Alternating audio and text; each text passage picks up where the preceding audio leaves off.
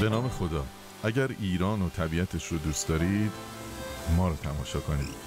ما ایرانی ها در گذشته به خوبی ارزش آب رو درک کرده بودیم. به کمک قنات آب رو به زیر زمین هدایت میکردیم و در زیر زمین جریان آب رو کنترل و مدیریت میکردیم.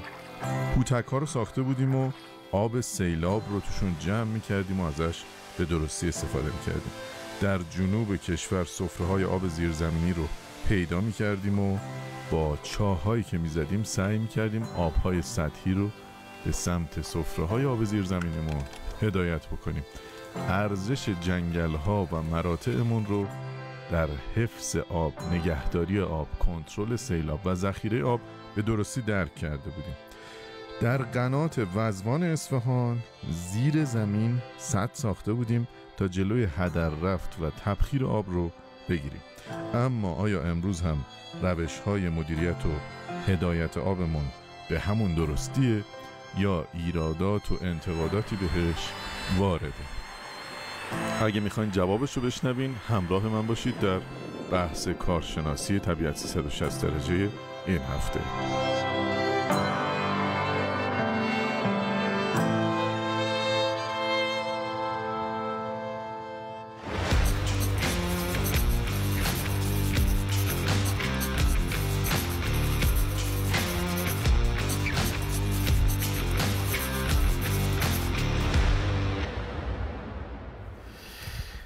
خب 30,000 3600 یادتون نره. همینطور فضای مجازی برنامه ما رو دنبال کنید. آدرس فضای مجازی برنامه دائما زیرنویس میشه. شماره 162 شماره روابط عمومی سازمان صدا و سیما هست. نظرات و پیشنهادات خودتون رو فراموش نکنید در مورد طبیعت 360 درجه. همینطور در مورد نیم قرن حفاظت هم میتونید به شماره پیامک 360 پیام بدید. این مطرحشون میکنیم اون برنامه رو هم همینجا. خب طبیعت و حیات وحش ایران سالهاست دارد نفسهای آخرش را میکشد و روز به روز به نابودی کامل نزدیک میشود. پس اول از خودتان شروع کنید. مگه ما چیکار کردیم؟ ما که داریم سعی میکنیم با کمک شما حمایت بکنیم، حفاظت بکنیم از طبیعت و حیات وحش ایران. نکنه فکر کردید که من شکارچیم ها؟ شاید هم چیزی بوده. لطفاً پیامم رو بخونید. سلام خدمت دوستان برنامه خوب طبیعت 360 درجه. حالا عددش رو فکر کنم تایپ کرده بودن نیفتاده. من یک شکارچی هستم، شکارچی قانع، کسی که هوای طبیعت رو داره، آشغال نمیریزه و آتیش در جای خوب روشن میکنه. در کل واقعا هوای طبیعت رو دارم. من نمیخوام از همه شکارچیان دفاع کنم، ولی میگم همه رو با یه چوب نرونید. بیایید اول فرهنگ سازی کنیم برای مردم که با تولید زباله کم و جمع‌آوری درست زباله ها بیشترین خسارت داره به طبیعت وارد میشه و حتی بیشتر از من شکارچی. درود بر شما که شکارچی هستید ولی شکارچی مسئولی هستید، به این چیزا دقت میکنید. امیدوارم که هر چه زودتر ولی شکار رو بذارید کنار، کمک بکنید به طبیعتی که خیلی دیگه جانی برای شکارهای این فرمی نداره. همینطور به نکته خیلی درستی اشاره کردید، همه رو نباید با یه چوب روند. خیلی از شکارچی ها بودن که توبه کردن، دوربین خریدن، تبدیل شدن به بهترین عکاس حیات وحش. خیلی هاشون بودن تبدیل شدن به محیطبان، یعنی این کارو گذاشتن کنار و علاقهشون به طبیعت تبدیل شده به حفاظت کامل طبیعت. سلام، برنامه نیم قرن حفاظت خوش ساخت و دغدغه زیست محیطی را خوب انتقال میداد. خدا قوت دست مریزاد به دست اندرکاران برنامه. پس شما درد نکنه. خیلی ممنون که از ما و برنامه نیم قرن حفاظت تعریف کردین. کلی خستگیمون در رفت. روزتون بخیر. در ضبط برنامه‌هایتان که مخصوص حفاظت محیط زیست است و مردم بیننده شما هستن، نباید از لیوان یه بار مصرف در طبیعت استفاده شود. اول از خودتان شروع کنید، بعد به مردم یادآوری و آموزش دهید. وقتی شما اینطور رفتار میکنید چه توقعی از بقیه هست؟ کاملا درست میگین، ولی نه این لیوان‌های ما یک بار مصرفه، نه ما در نیم قرن حفاظت لیوان یک بار مصرف استفاده میکنیم. همینجوری هم براتون توضیح بدم که حتی در پشت صحنه هم که حالا تعداد عوامل زحمتکش تولید برنامه زیاد هستن، ما از لیوانایی که از محصولات گیاهی تولید میشه استفاده میکنیم تا سعی بکنیم کمترین آسیب رو بزنیم. ولی در نیم قرن حفاظت مخصوصا و همینطور که می‌بینید در طبیعت 360 درجه به هیچ عنوان این کار نمی‌کنیم، بی خودی ما رو دعوا نکنید. بریم سراغ میهمانان برنامه و بحث کارشناسی این هفته طبیعت 360 درجه.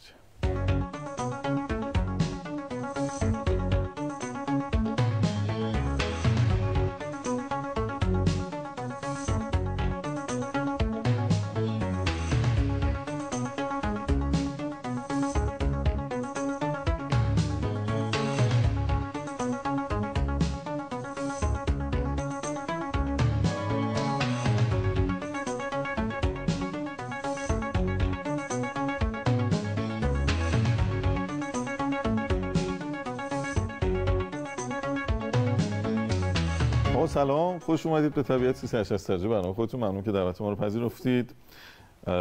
از همین سمت شروع می‌کنیم. آقای گلزار، چرا مخالفید با احداث سد کسیلیان؟ به نام خدا. چرا این محیط زیستی همش مخالفن با همه چی ها؟ ببینید، دلایل مخالفت ما با احداث سد کسیلیان در واقع فارغ از یا متفاوت از مخالفت‌های دیگری که تا الان با سدهای دیگه یا ساختار مدیریت ساز محور آب در کشور داشتیم نیست. یعنی ما به همون اندازه که برای مثال با ساخت سدی مثل مارون 2 مخالفیم، یا به همون اندازه که با احداث سدهای متعدد روی حوزه آبریز دریاچه ارومیه مخالف هستیم، به همون اندازه هم در واقع با سدسازی در استان‌های شمالی کشور بر مبنای همون دیتاها و اطلاعاتی که داریم در واقع مخالفیم. منتهای مراتب یک بحثی که هست این هستش که اکوسیستم و ساختار زیست بوم ما در استان‌های شمالی خب قطعاً یک مقداری متفاوت‌تر هست. یعنی احداث یک سد برای مثال در استان خوزستان ممکنه که یه تبعاتی رو داشته باشه، احداث همون سد با همون حجم یا با همون ابعاد در استان‌های شمالی قطعاً به من دلایل اینجا رو دلم می‌خواست بشنوم، حالا تو بخش بعدی بهش بپردازیم دیگه. آقای مهربانی عزیز، شما نماینده سازمان حفاظت محیط زیست هستید دیگه. این پروژه الان کلنگش خورده یا نه؟ خیر، نه. هیچ عملیاتی انجام نشده. خب قاعده بر اینه که این جور پروژه ها ارزیابی اثرات محیط زیستی داشته باشن. بعضی جاها ارزیابی تجمعی هم حتی لازم دارن که نتیجه های بعدی کارشون هم مشخص بشه. سازمان حفاظت محیط زیست موافق احداث این سد هست یا خیر؟ بسم الله الرحمن الرحیم. من هم عرض سلام و ادب دارم خدمت بینندگان و مردم دوستدار محیط زیست کشورمون. در رابطه با موضوعی که سازمان حفاظت محیط زیست در خصوص این گونه طرح‌ها و پروژه ها داره، قطعاً یک بر اساس نظراتی که ارائه میشه به سازمان حفاظت محیط زیست و استعلاماتی که صورت میگیره از سازمان ها و دستگاه های مختلف، این نظرات در کمیته ارزیابی مورد بحث و بررسی قرار میگیره و بر اساس در واقع اون نظرات و تجزیه و تحلیلی که صورت میگیره در نهایت موافقت یا عدم موافقت با انجام این پروژه ها در واقع تصمیم گیری میشه. حالا ما تقریبا هر 2-3 تا برنامه طبیعت 360 یک چالشی با این موضوعات ارزیابی داریم. بله. الان این پروژه ارزیابی اثرات داره، یعنی سازمان حفاظت محیط زیست تایید کرده موقعیتش رو و اینکه احداث بشه مجوز داره از سازمان محیط زیست یا خیر؟ خیر، تا این لحظه که من خدمت شما هستم مجوزی از طرف سازمان حفاظت محیط زیست برای این پروژه صادر نشده است. خیلی متشکرم. آقای گلزار، مدعی هستند خیلی از طرفداران محیط زیست که با احداث این سد 300 هکتار جنگل ارزشمند هیرکانی از بین میره و بعد از آبگیری هم بعد از اتفاقایی که میفته 500 هکتار دیگه، یعنی در مجموع 800 هکتار. اینو تایید میکنید؟ بله، قطعا این گزارشی هستش که کمیته فنی جنگلداری اداره کل منابع طبیعی استان مازندران در سال 1391 اینو در واقع صورت جلسه رسمی کرده و این رو در واقع تایید کرده که خب حالا با توجه به اینکه تایید کرده که این مقدار جنگل از بین میره، آیا خود سازمان منابع طبیعی و آبخیزداری مجوز داده به این پروژه؟ ببینید، ما اگه بخوایم یه نگاهی داشته باشیم به در واقع موضع سازمان جنگل ها مراتب آبخیزداری کشور، چون در زمانی که این مجوزها در واقع صادر میشد هنوز تغییر نام اتفاق نیفتاده بودش. اینها در سال 1391 یک کمیته فنی در واقع برگزار شد در تاریخ 1/9/91 در اداره کل منابع طبیعی استان مازندران و با استناد به 3 دلیل اومدن و اون کمیته فنی مخالفت خودش رو با احداث این سد در نقطه K9 در واقع اعلام کرد. اولین دلیلی که در واقع داشتن این بود که همونطور که خودتون هم اشاره فرمودید در صورت احداث سد کسیلیان در نقطه K9 و پس از آبگیری اون در خوشبینانه ترین شرایط بین 300 الی 307 هکتار از بهترین جنگل‌های هیرکانی کشور ما صرفاً در داخل مخزن این سد در واقع غرق خواهد شد که خب عدد کم و کوچیکی نیستش. حالا من بعضی جا دیدم که رویشگاه شمشاد هم هست. بله عرض می‌کنم خدمتتون گونه ممنوع القطع شمشاد رو ما در اونجا داریم و یکی از رویشگاه‌های گونه ارزشمند شمشاد هیرکانی هستش جنگل‌های منطقه کسیلیان. جدای از این 300 هکتار به دلیل ویژگی‌های زمینشناسی منطقه همون کمیته فنی اومده پیش بینی کرده که اگر این سد عملیات آبگیریش انجام بشود در کنار اون 300 هکتار بیش از 500 هکتار دیگه از همین جنگل‌ها هم به دلیل ریزش و رانشی که در طرفین مخزن یا دریاچه سد اتفاق میفته فرو میریزه و در داخل مخزن سد در واقع غرق میشه. یعنی در مجموع چیزی هولوش 800 هکتار از این جنگل‌ها در واقع نابود خواهد شد. خیلی متشکرم. خیلی ممنون. آقای مهربانی عزیز، من یه مسببه رو با همکارامون پیدا کردیم. بند 3 مسببه شماره 2420 ت ممیز 20147 مورخ 1/5380 هیئت وزیران صدور کلیه مجوزهایی که به هر ترتیب به کاهش مساحت جنگل‌های شمال کشور منجر می‌شود از سوی تمامی دستگاه‌ها متوقف و ممنوع می‌شود. بله. حاکمیتی مثلا نوشته ممنوع شود. حالا با توجه به این استنادات قانونی سازمان محیط زیست برنامه‌ای داره که مثلا اشاره کردن آقای گلزار که 9 نقطه امکان سنجی شده برای احداث سد.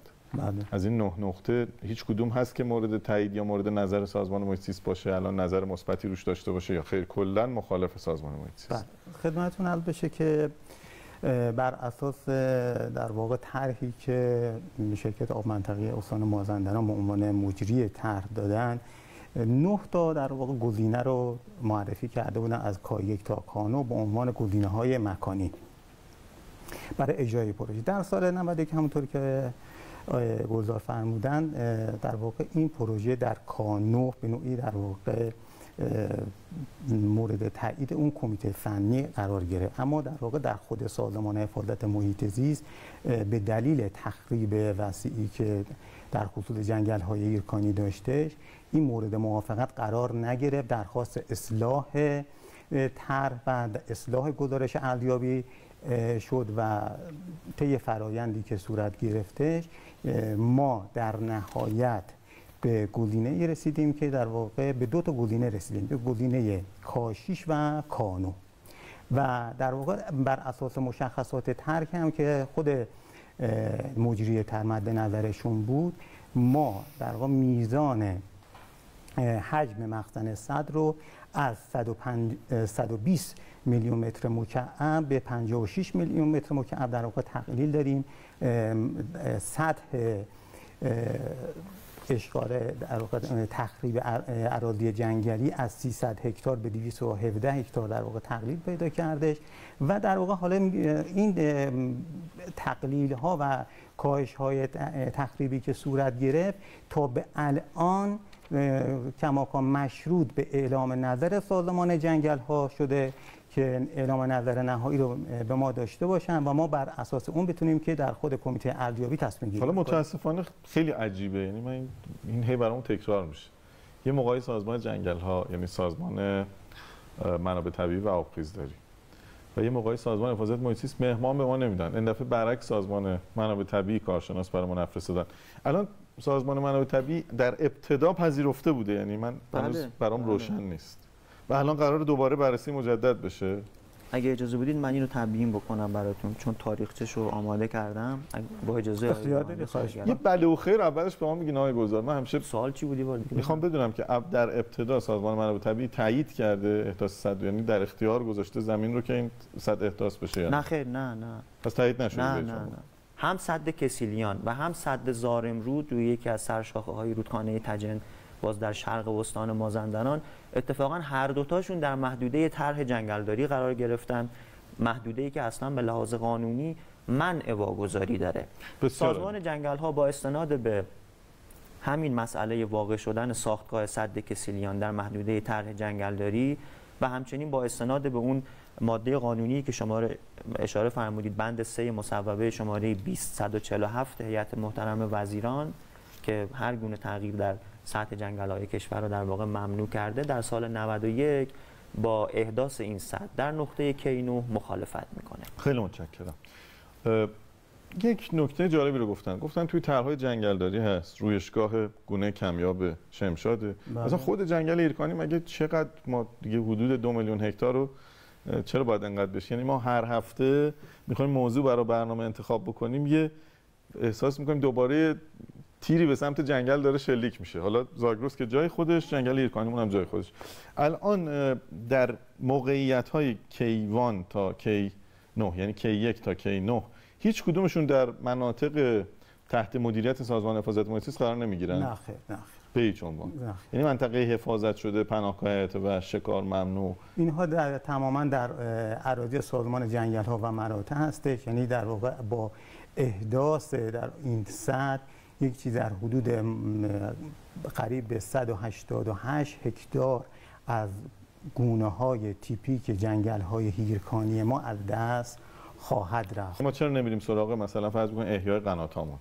چرا تاکید نمی‌کنیم آقا شما به جای اینکه مثلا الان می‌خواین اینقدر آب اینجا به دست بیارید با این سد، اگر این کارهایی که ما میگیم به عنوان سازمان متولی رو انجام بدید در حوزه کشاورزی، این تغییرات به وجود میاد، وزارت محترم رو میتونی اینجوری آب رو مدیریت بکنی مثلا. این کار انجام میشه یا خیر؟ سوال خوبی رو پرسیدی. در واقع یکی از دغدغه‌های ما در طرح‌ها و پروژه‌هایی که به سازمان ارائه میشه همین هستش. ببینید در طرح‌ها و پروژه‌هایی که به سازمان ارائه میشه ما دو تا موضوع رو مد نظر خودمون قرار میدیم. یک، گزینه‌های مکانی در واقع اون طرح و پروژه و دو، گزینه‌های فنی اون طرح و پروژه هستش. ما الان یکی از سوالاتی که از دوستانمون و همکارانم در مجموعه وزارت نیرو داشتیم این هستی که یک مدیریت منابع و مصارفی رو میبایست داشته باشن. این که فقط ما به دنبال تأمین آب باشیم و در بخش مصرف آب نتونیم که اون مدیریت بهینه رو داشته باشیم، این دارای اشکال و ایراد هست. صرفاً شما بحث تخریب جنگل رو به عنوان یک موضوع انتزاعی و به عنوان یک موضوع منفرد نبینید. نبینیم. تنوع زیستی رو ببینیم. یعنی ببینید که صرفاً این نیست که ما بگیم که بله یک درختی قطع میشه، ارزش این درخت این. حالا در مورد این اتفاقا خیلی بحث داریم، چون یه صحبتایی رو من خوندم در فضای مجازی که آقا خب درخت ختم میشه جاش درخت می‌کنیم. اینا برمیگردیم در موردش صحبت می‌کنیم. اگه اجازه بدین یه بخشی رو می‌بینیم 30000 3600 لطفاً فراموش نکنید، نظرات و پیشنهاداتتون رو با ما در میون بذارید. میریم برمیگردیم.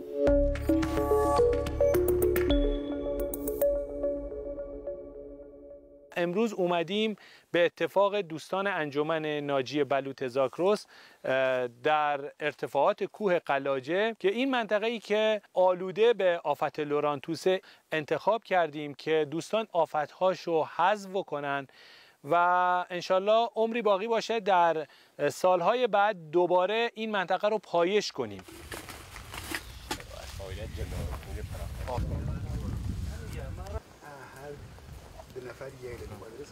قبلا ما با این اراها کار میکردیم، اما الان با اومدن اینا خوشبختانه و لطفایی که بعضی خیرین انجام دادن اینا رو تهیه کردن برای ما، بخش مهمی از مشکلات ما حل شده و عرض شود خدمت شما که قطع لورانتوس به هر حال راحت تر شده برای بچه‌ها. این تجهیزات چقدر به شما کمک میکنه در حذف لورانتوس؟ واقعیتش این تجهیزات خیلی کمک میکنه به خاطر خطراتی که بالا رفتن از درخت‌ها داره برای قطع لورانتوس. خیلی خیلی مؤثره و در ایمنی کار برای ما یه چیز ارزشمندی هستن اینا. خیلی خوب. دوستان انجمن ناجی بلوط زاگرس اهل کجا هستن؟ اهل همین چرداول هستیم، عموما روستای زنجیره اولیا. لورانتوسی که اینجا نشسته عین سرطانی که داخل بدن انسان سلول‌ها تکثیر میکنن. همین شاخه رو نگاه کنید، اومده تقریبا چندین برابر اینجا رشد کرده. بعد تراوتی که این آفت داره علتش اینه که آب این درخت رو میکشه به سمت خودش، دیگه درخت توانایی رساندن آب بقیه شاخه و قسمت اصلی درخت رو نداره. یعنی در واقع از گیاه میزبان داره تغذیه میکنه. دقیقاً. این میهمان روز به روز شادابتر میشه، روز به روز بزرگتر میشه و خود میزبان ضعیفتر میشه و نهایتاً از بین میره. امروز هر کدوم از اعضای انجمن ناجی بلوط زاگرس 10 درخت رو انتخاب کنن و آفت‌هایی که روی این درخت‌ها هست حذف بشه و این دوستان در مراجعات بعدیشون و در سالهای بعد این درخت‌ها رو پایش کنن. این درخت در واقع یک درخت کهنساله که در دوره‌های مختلف تاریخی زنده بوده. متاسفانه آفت لورانتوس باعث شده که این درخت کامل خشک بشه و از بین بره. این همان میزبان بیچاره است که گرفتار مهمان ناخوانده لورانتوس شده. این درخت با خدمت صدها ساله متاسفانه به خاطر سهل‌انگاری ما و مردمی که در این منطقه زندگی میکنیم کار خیلی راحتی است بریدن این شاخه‌ها. این درختان ارزشمند رو رها میکنیم، به این روز میفتن.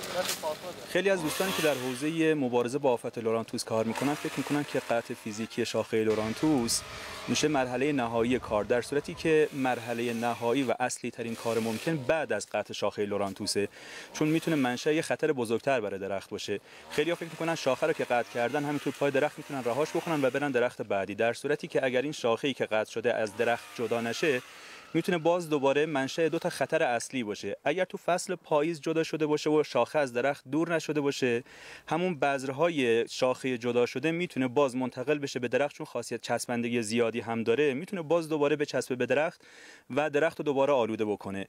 و اما اصلی ترین مشکل میتونه تو فصل تابستون اتفاق بیفته که شاخه هایی که قطع شدن اگر از ساقه اصلی درخت دور نشن، ممکنه تو فصل تابستون اگر اون منطقه دچار حریق بشه باز میتونه زمین ساز حریق برای درخت باشه و کلا درخت رو نابود میکنه. بهترین فصل برای مبارزه با لورانتوس و قطع فیزیکیش مثلا میشه اوایل بهار، چون هنوز برگ‌های درخت کامل سبز نشدن و از فاصله خیلی دور هم میشه اولا لورانتوس شناسایی کرد، چون بافت لورانتوس خیلی زودتر برگ‌هاش سبز میشه و کاملا قابل شناساییه. دوم هم این که هنوز میوه‌ای نگرفته این قده لورانتوس و قطعش میتونه خیلی ضررهای کمتری داشته باشه برای درخت، تا اینکه بخوایم توی فصل پاییز اینو قطع کنیم که در قده لورانتوس الان میوه داره و میتونه این میوه بچسبه به شاخه درخت.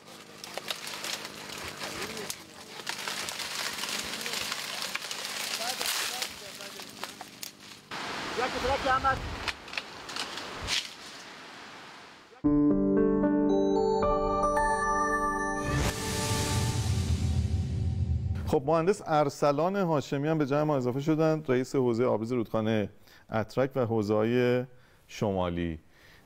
دوست داشتیم حضوری در خدمتشون باشیم ولی متاسفانه بیمار شدن، ولی با این وجود دعوت ما رو پذیرفتن. امیدوارم که هر چه زودتر هم سلامتیشون رو به دست بیارن. آقای هاشمی سلام عرض می‌کنم خدمتتون، ممنون که دعوت ما رو پذیرفتید. خوش اومدید به طبیعت 360.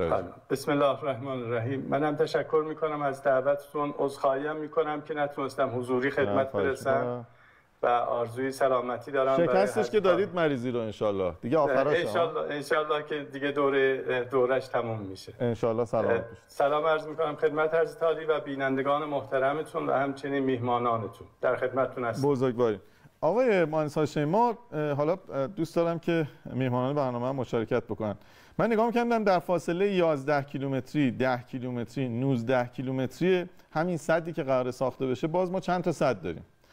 بعد اگه من اشتباه می‌کنم شما تصحیح بکنید که قراره 30 میلیون متر مکعب آب از این سد منتقل بشه به استان سمنان. درسته یا غلطه؟ عرض میکنم خدمتتون. خواهش می‌کنم. در ارتباط با در واقع وضعیتی که در استان مازندران هست، من یک کلیات رو میگم، بعد میرم اختصاصا روی بحث‌های تالار و سد کثیف. من میخوام خواهش بکنم اگه میشه متمرکز بشیم که فرصت بکنیم. حتما. کلیات به دادمون نمیرسه. جناب آقای دیباد، عرض کنم خدمتتون 620 میلیمتر ما بارندگی متوسط رو در استان داریم و وضعیتی که در استان مازندران هست، از غرب استان گرفته تا شرق استان، تنوع واقعا کمبود آب بسیار شدیده. ما در حقیقت 3 نقطه اگر تقسیم بکنیم استان مازندران رو، در شرق استان بیشترین تنش و مشکلات آبی رو داریم. 6 میلیارد متر مکعب کل منابع آبی استان هست که حدوداً 1.5 میلیارد متر مکعب از آب زیرزمینی تامین میشه. و این 1.5 میلیارد متر مکعب آب متاسفانه هر روز وضعیت وخیمی رو داره. در حال حاضر بسیار محدودیت منابع آبی در آب زیرزمینی کاهش پیدا کرده. به لحاظ همین موارد مطالعاتی که انجام گرفته، دوستان هم به درستی فرمودن که از سال 1378 در واقع شروع مطالعات انجام گرفته، مطالعات امکان سنجی، و نهایتاً رسیده به این که در سال 1395 تا 1398 در واقع مهندسی ارزش در روی این سد کسلیان انجام گرفته. ببینید ما خیلی راحت میگیم که خب آب کم داریم، پس البته میگم خیلی راحت، منظورم بی احترامی به مطالعات علمی و پژوهش که انجام میشه برای احداث سدها اصلا نیستا، ولی ما منظورم گزینه هامونه. میگیم خب آب کم داریم، سد میزنیم، آب استحصال میکنیم. ولی ما نمیایم بگیم که خب ما آب کم داریم، جنگل آب برای ما جذب میکنه. نصف این آبای زیرزمینی که در استان مازندران، گیلان و گلستان داریم به واسطه حضور این جنگله که آبو جذب میکنه. خیلی راحت میگیم خب میخوایم سد بزنیم، انگار نه انگار داریم 300 هکتارش رو از بین میبریم. چرا ما یک پارچه نمیبینیم؟ حالا دوستانم وارد بحث بشن. یعنی ما اگر قراره که یه کاری انجام بدیم، باید کمترین ضرر رو به محیط زیست بزنیم، مقطعی نبینیم. الان خود شما مستحضرید دیگه، تجربه نشون داده که خیلی از جاها ما در انتقال آب مشکل رو که از بین نبردیم هیچی، یه تالابمون خشک شده، مشکل بیشتر هم شده، مصرف تو مقصد کاهش که پیدا نکرده، آب براش تامین که نشده هیچی، تو مقصد مصرف بیشتر هم شده، بازم آب کم آوردیم. این روش به نظرتون جوابگو هست اصلا؟ در خصوص بازنگری که انجام گرفته، از 120 میلیون متر مکعب حجم مخزن رسیده به تقریبا 20 میلیون حجم مخزن.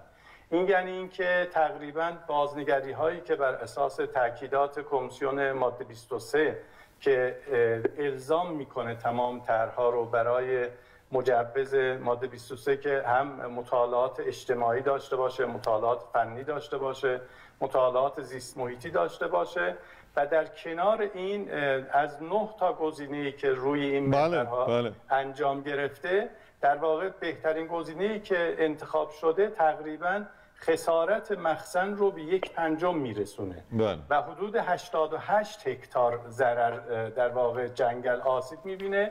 در مقابل اون وزارت نیرو متعهد میشه که در حقیقت 5 برابر این میزان در واقع جنگلی که از بین میره، این بخش رو در حقیقت هر جایی که سازمان جنگل بکاره.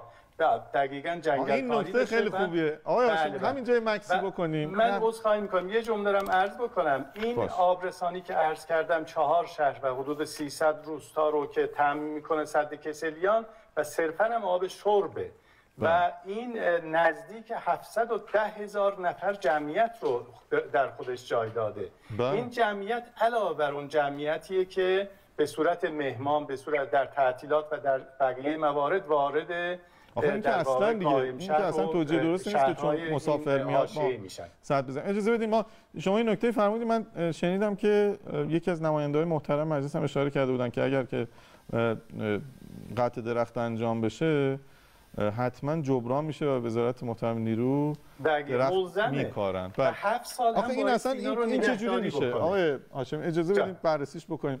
آقا ما الان یه درخت مثلا فرض بکنید بلند مازوی 400 ساله رو قطع میکنیم، چجوری میشه؟ چه محاسبه محیط زیستی میگه ما میتونیم جای این دوباره درخت بکاریم جایگزینش کنیم؟ مثلا میشه مگه همین چیزی؟ اصلا ببین جناب دیواری، من خدمتتون هم عرض کردم، گفتم اصلا در واقع به قطع درخت و ارزش اون به صورت در واقع منفرد نگاه نکنیم. ببین جنگل آقای هاشمی هم داریم، بله صحبت باشون داریم. بله من عرض سلام دارم خدمت آقای مهندس هاشمی، ان شاءالله که در واقع بتونیم که بحث خوبی را خدمتتون داشته باشیم. ببینید جناب دیواری، در واقع ما باید این رو در نظر بگیریم. 17 نوع خدمات مختلف اکوسیستمی رو ما از خود جنگل میتوانیم داشته باشیم.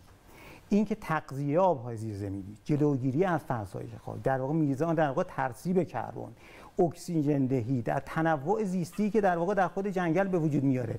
و شما حالا در نظر بگیرید که اگر بر اساس همون چیزی که دوستان دارن میگن به ازای هر یک درختی که قطع میشه ما بخوایم که 5 تا نهال بکاریم، خلاص چه مقایسه‌ایه؟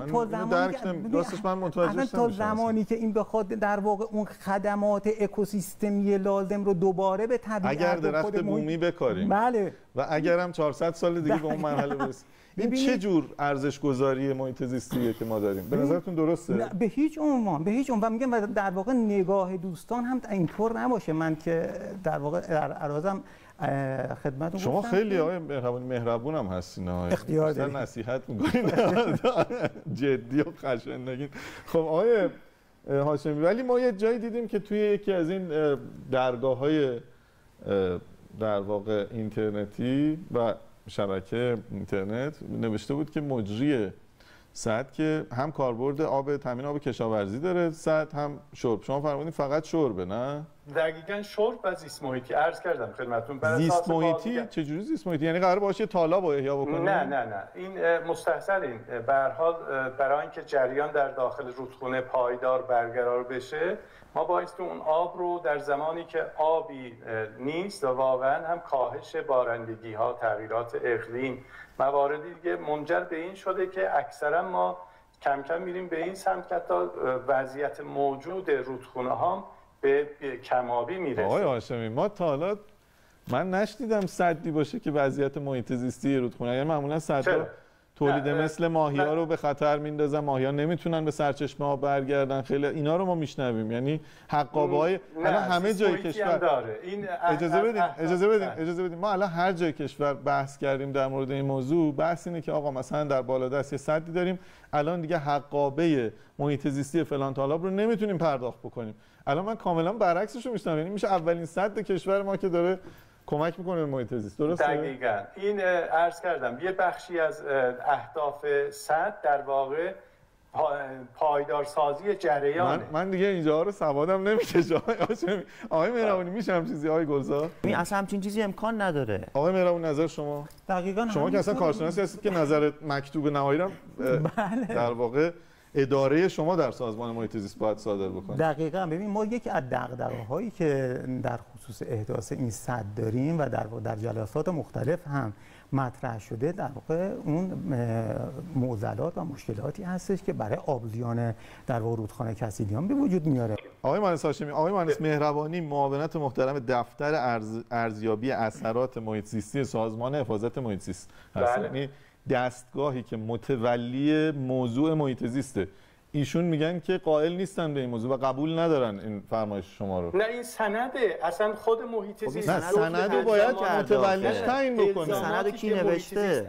اینو توضیح بدید. آقای هاشمی، سندی که از ما میخواد همین سند تخصیص. اگر این سند تخصیص موجود نباشه محیط زیست اصلا وارد مباحث بررسی نمیشه.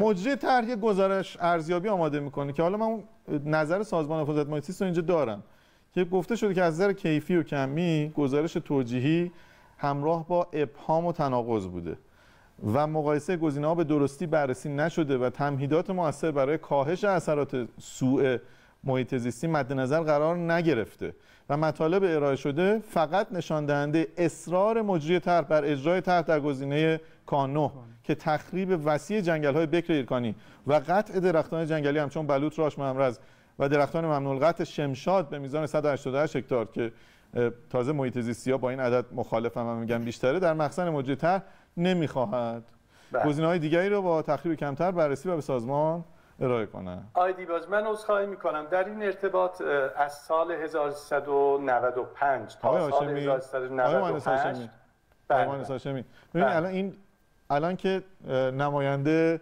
زنده سالم سر حال سازمان حفاظت محیط زیست اینجا میگه که این سد به نفع رودخانه نیست از نظر محیط زیستی. ایشون میگن که ما مد نظرمون هست که جوری این اتفاق بیفته که به محیط زیست رودخانه هم آسیب نرسه. گزارش مکتوبش هم که من براتون خوندم، تاریخش هم از 5/10/97. من همینو تکمیل بکنم دیگه.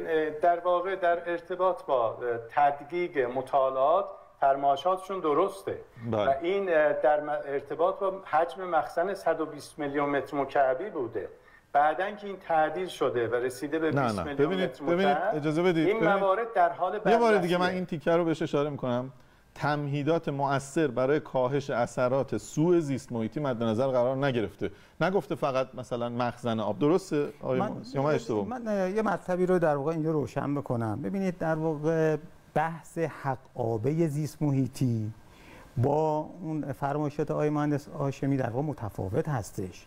ببینید ما در واقع اومدیم با احداث سد جریان طبیعی یک رودخانه رو برای در واقع آبزیان اومدیم مختل کردیم و این که در واقع ما اگر بیان نه فقط آبزیان و در واقع برای حوزه آبریز، برای جنگل، برای مرتع، من مشخصا در رابطه با این موضوعی که آقای مهندس هاشمی همین جام به هم میریزه. همین جام یه جا آب جمع میشه پشت سد، یه جا حیات وحشش آب کمتری ما در قبل احداث یک سد یک حق آب زیست محیطی در نظر بگیریم، این دیگه حداقل کاره. یعنی در واقع یعنی این که ما نه آقای مهندس هاشمی گفتن ما اصلا یکی از اهدافمون بهبودی نیست، چون میگن وضعیت رودخانه ناپایدار شده به خاطر خشکسالی، احداث سد باعث بهبود میشه. این جملهشون مگه اشتباه میکنم تصحیح بکنن، ولی اون چیزی که من شنیدم و متوجه شدم این بود. دقیقاً درسته. در زمانی که ما کم‌آبی رو داریم این حق‌آبی زیست محیطی رهاسازی میشه. خب آقای مهندس ببینید متولیش، یعنی ببینید ما اعتقاد داریم به اینکه اگر که این فکرها یک پارچه در یک جای انجام بشه، یعنی تصمیم استحصال آب به درستی فکر براش بشه، این اختلاف نظرها به وجود نمیاد که نمیشه. یعنی شما هدفتون تامین آب، به درستی هم سعی می‌کنید این کار رو با سازه‌های مختلف انجام بدید، تامین بکنید آب مورد نیاز مردم و این کارم تا به حال انجام شد. بحثی درش نداریم. ولی متولی حفظ محیط زیست سازمان حفاظت محیط زیست، نماینده‌اش اینجا میگه اینجوری نیست.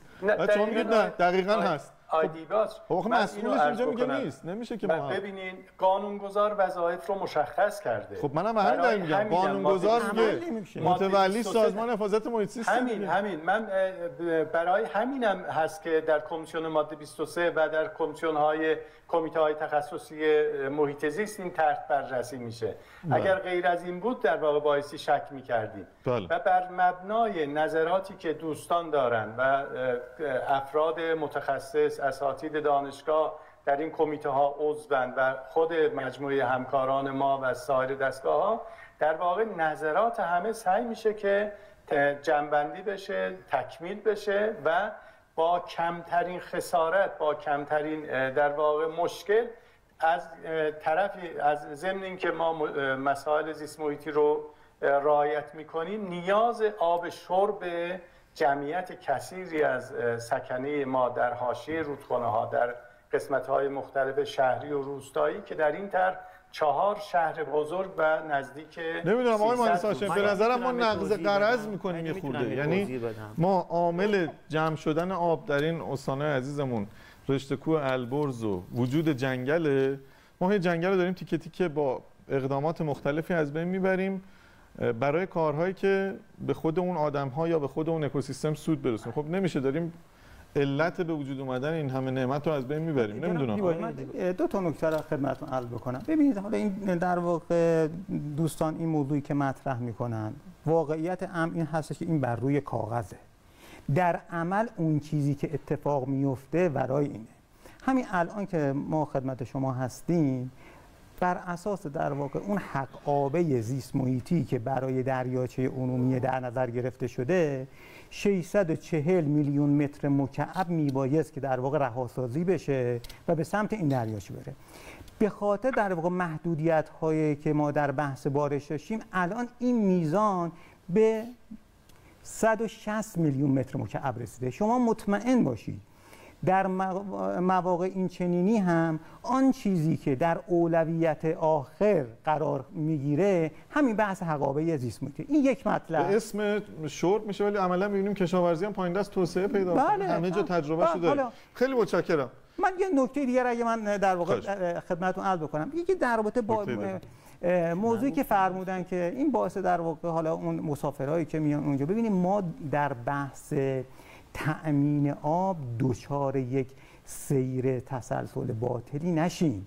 اینطور نباشه که ما بیایم در واقع برای یک منطقه ای آبی رو تأمین بکنیم، این باعث افزایش جمعیت در اون منطقه بشود. اینو باید مفصل تو بخش بعدی بهش میپردازیم چون بارها هم در موردش حرف زدیم ولی دوستان قانع نمیشن. شما نکته‌ای دارین؟ ببینید این تأمین آب شرب در واقع تبدیل شده به یک بهانه یا تبدیل شده به یک کلیدواژه در واقع برای حمله به طبیعت در مهندسی تهاجمی منابع آب کشور.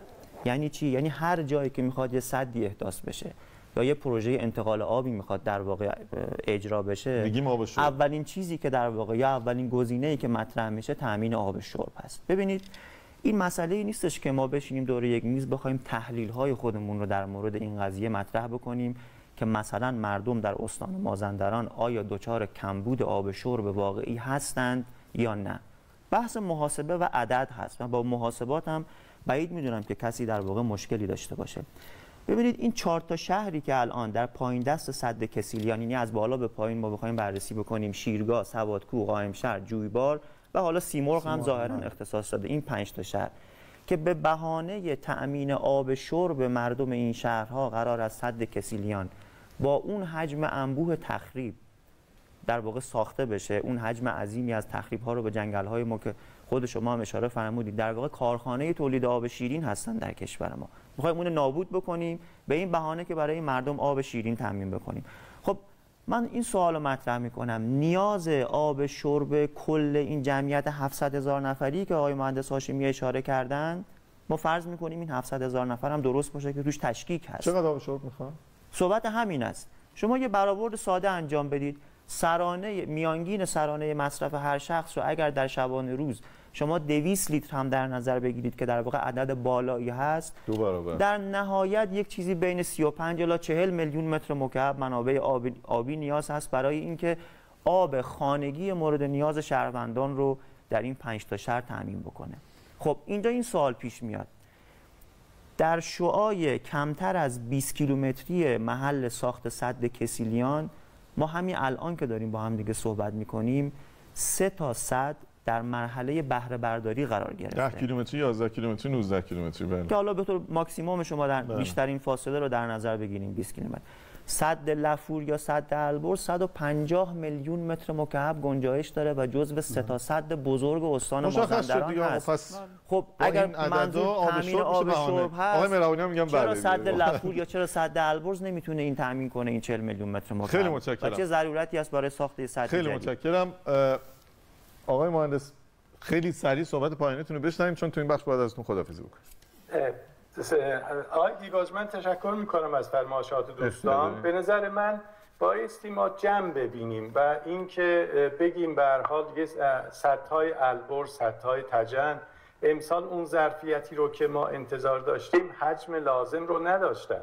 این نشون دهنده اینه که ما برای آب شرب مردم که دوستمون هم به درستی محاسبه کردن اعلام فرمودن، مخصوصا برای آب شرب شهرهای قائمشهر، کیاکولا، جویبار، سیمرغ نزدیک 47 میلیون متر مکعب آب پیش بینی شده.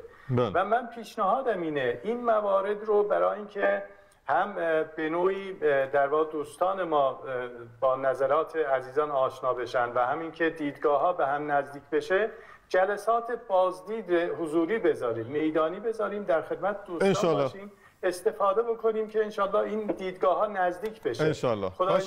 کاش که واقعا اینجوری بشه و یه مدیریت یکپارچه‌ای در این حوزه دقیقاً این هر قدر ما بتونیم از نظرات دوستان استفاده بکنیم در جهت مدیریت بهینه منابع آب، در واقع غیر از این هم چاره ای نیست که باعث میشه که ما بتونیم از منابع آبیمون خیلی متشکرم. استفاده مطلوبی بکنیم. خیلی ممنونم آقای هاشمی از اینکه پاسخگو بودید. از حضورتون خداحافظی می‌کنم. خداحافظ شما. ممنونم. خدا. 30000 3600 فراموش نکنید. یه بخشی رو می‌بینیم برمیگردیم.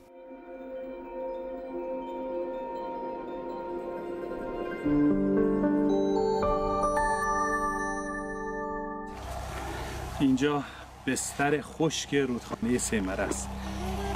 این بخشی که الان ما قرار گرفتیم منطقه تنگ برنجان در شهرستان سیروانه. متاسفانه در مبارزه نفسگیر بین این پمپ‌ها و رودخانه سیمره هم پمپ‌ها از کار افتادن، هم رودخانه سیمره در این بخش خشک شد.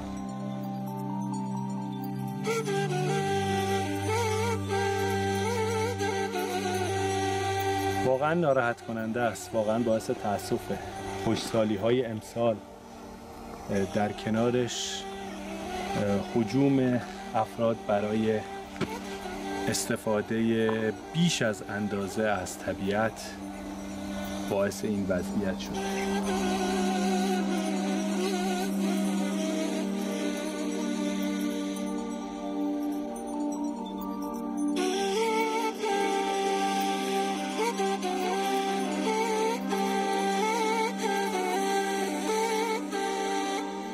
امسال شالیکاری که در این نقطه انجام شده چندین برابر سالهای قبله. حالا من دقیقاً آمارشو ندارم ولی با چشم میشه دید و مقایسه کرد با تصاویر سال گذشته. امسال واقعاً باید این قضیه مدیریت میشد. با وجود خشکسالی ها نباید این میزان کشاورزی در این نقطه انجام میشد. هرچند ممکنه در آینده با بارندگی هایی که احتمال داره در زمستان بیاد سیمره دوباره آب درش جاری بشه، ولی شوکی که الان به سیمره وارد شده واقعا شوک سنگینیه و در این نقطه سیمره بخشی از اکوسیستم خودش رو از دست داده.